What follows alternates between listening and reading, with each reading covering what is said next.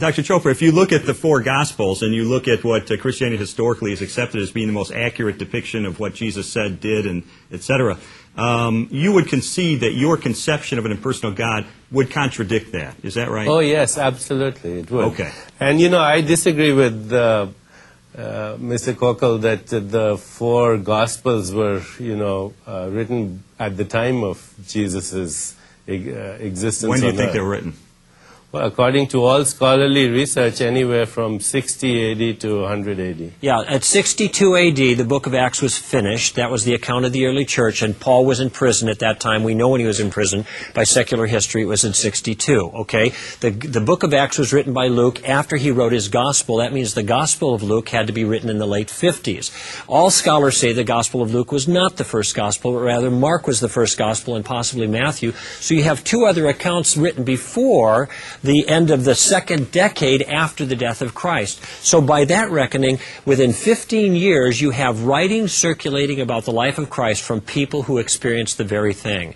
That's good scholarship, and that's standard scholarship. Are there people out there on the fringes that say differently? Certainly, but that's not sound scholarship. I just gave a very good argument for early dating, and it's sound. Okay, I read the recent Newsweek issue, which differed quite a lot from your account. Consider the source. Newsweek and the Jesus Seminar, even those people who are considered very, very radical, even by liberal academic scholars on this issue, they don't draw from the right sources, quite frankly. Okay. You must draw from the right sources. No, there is a wide variety of sources to draw from that mainline evangelical and non-evangelical scholarship to draw from, and they didn't do that. I mean, I just know the field. Do you agree that the King James Bible is like the 18th or 19th iteration since the year 313? No, you have a misunderstanding about how translations take place. This is my field. The translation goes from the Greek into the English from the original manuscripts, and the original language was Greek, so you have one iteration from what I use now, like a New American Standard or an NIV Bible, and what was written then. One iteration, not 18 iterations. There have been other translations that they don't build upon.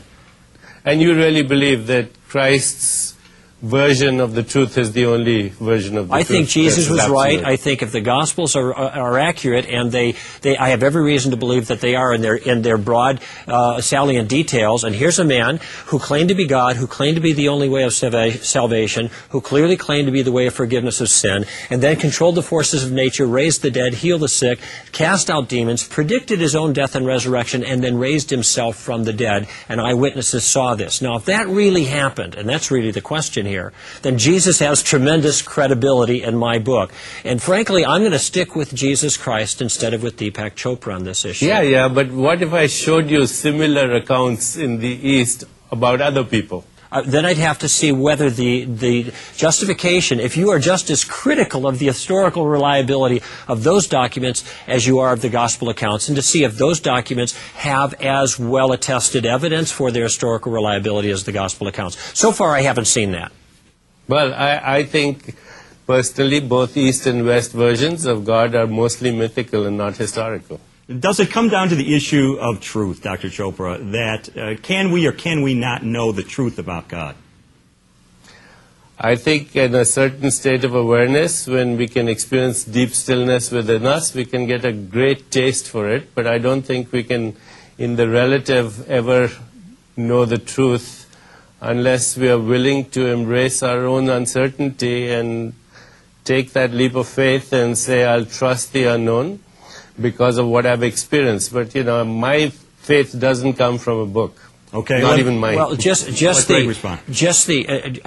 the idea of truth is diametrically opposed to taking a leap of faith. Listen, Lee, if you can't know what the truth is on things in general, you will not survive 24 hours. Everybody who gets in a car, everybody who takes medicine, everybody who walks out the door has to have some way of assessing what the truth is. But lots of people have religious truth that's so different. Well, this is the question, is whether it's truth or not. Got to be the only one that's true? I'm not arguing right now that this one is the only one that's true. What I'm trying to argue is that they can't all be true. And just because you have people who have different conceptions of truth doesn't mean that all conceptions of truth are equal. If people have a different conception of truth, then obviously they could be mistaken. They're as fervently convinced as you are that That's their right. version is That's why true. it doesn't matter how fervent a person is. What matters is the reasons he has for believing what he believes. Before the break, Dr.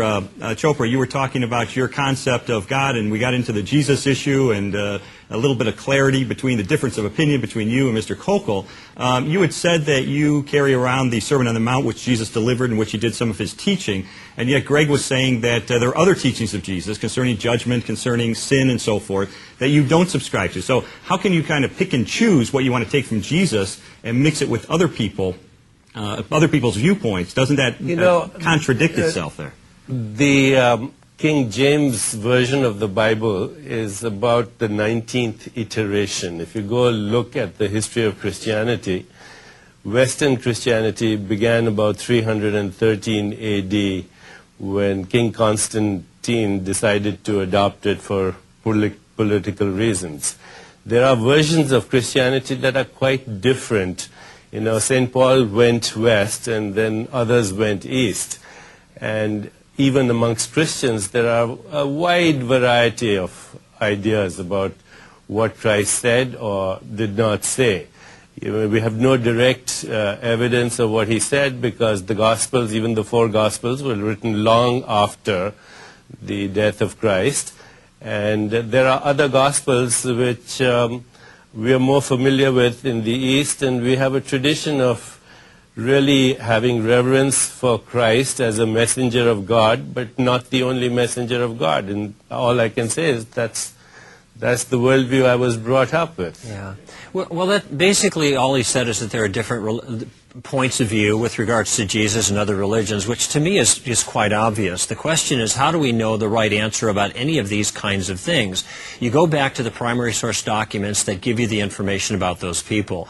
Dr. Chopra is just mistaken in his assertion that that we don't have any good record of the life of Jesus. Actually, Lee, you've done tremendous work on this yourself. There is tremendous, powerful scholarship that demonstrate that the Gospels are written early and not late, that they represent eyewitness reports, and they give us a reasonably accurate view of what Jesus actually said and what he did. And these are the important situations, these are the important details that I'm talking about here. Because people have differences of opinion about it doesn't mean that nobody can possibly know. He said, Dr. Chopra said earlier, who's to say? Well, the answer is the person with the best reasons gets to say. You look at the writings and you see if somebody's accurately represented them.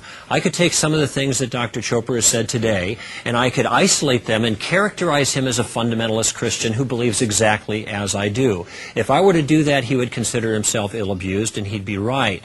But we think nothing about doing the same thing with Jesus, isolating those things that fit into our worldview and make Jesus into somebody like us, rather than letting him be himself. By the way, Christians do this as well. It seems manifestly clear in any record of what Jesus had to say that Jesus wasn't a Hindu mystic. He didn't believe in cosmic consciousness. He was a Jew. He was a monotheist. He was a Jewish rabbi. He held to the Old Testament, and he made some corrections in people's misunderstandings, but his worldview was a Jewish biblical worldview and not a Hindu worldview. And we would be well to read Jesus' statements in light of that if we're going to take him seriously. One of the reasons we quote Jesus, and Dr. Chopra does as well, because Jesus is someone to be contended with. If he is, we should listen to him carefully and be very careful that we get his statements right. Okay, Dr.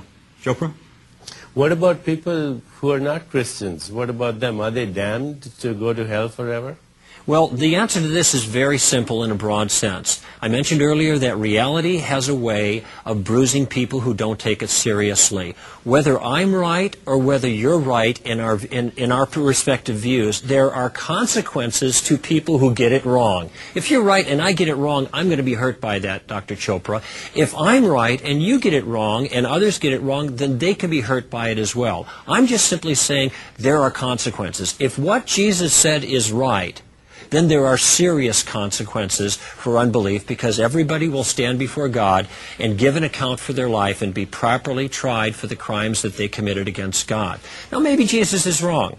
Maybe you're right. But if you're right, I'm going to miss out. There are consequences for getting the truth wrong. And this is why I'm emphasizing we have to be very careful about the truth issue. See, the difference between you and me is you're certain and I'm not. That's all. You know, and my uncertainty I'm willing to embrace, and I'm comfortable with my uncertainty, and you seem to know the truth. So that's our essential difference. And you know, when I talk to Islamic people, they're very certain about their point of view, and so are the Hindu fundamentalists, and so that's where the problem lies. Okay, this to me, and I don't at all mean to be unkind, Dr. Chopra, but this sounds like but I don't mean this, but I think that was a disingenuous remark. You must have 8 or 10 titles that have sold hundreds of thousands, maybe millions of copies of books, in which you are telling people what you think the world is like, and you are enjoining them to believe their way.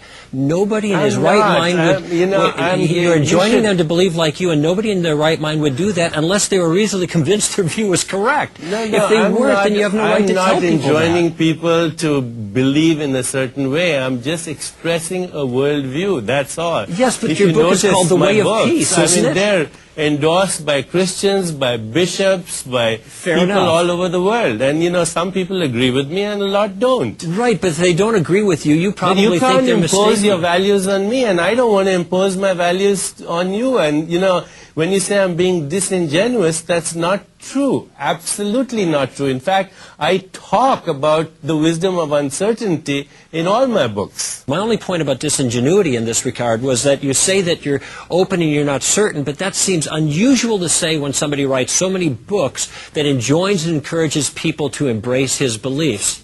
You know, I talk about uncertainty all the time. I talk about an evolving worldview. I talk about the fact that science is discovering that at the heart of creation, there is omniscience, there is omnipresence, there is omnipotence.